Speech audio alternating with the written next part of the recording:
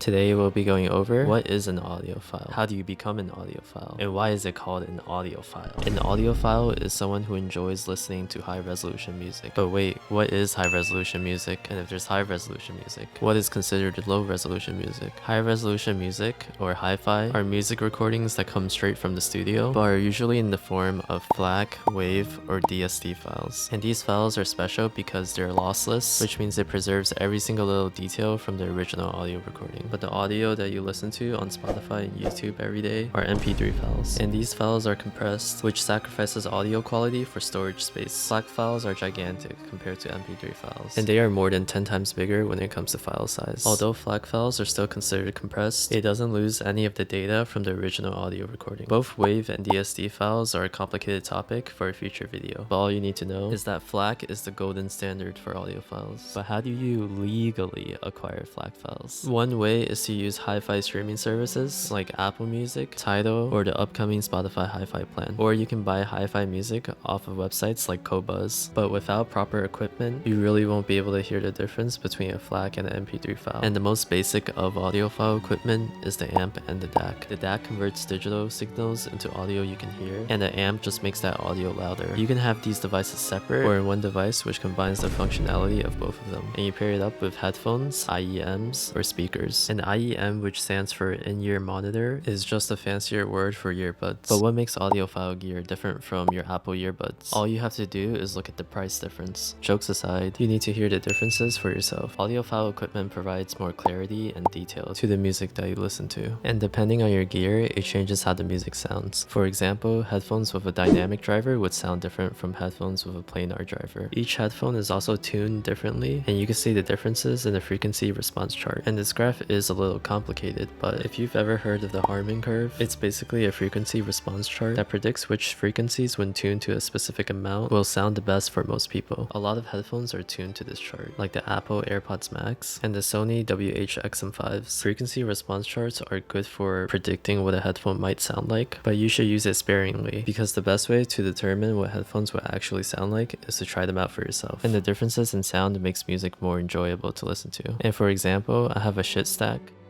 which I pair up with my Bayer Dynamic DT 1990s and my Audi Z LCD 2Cs.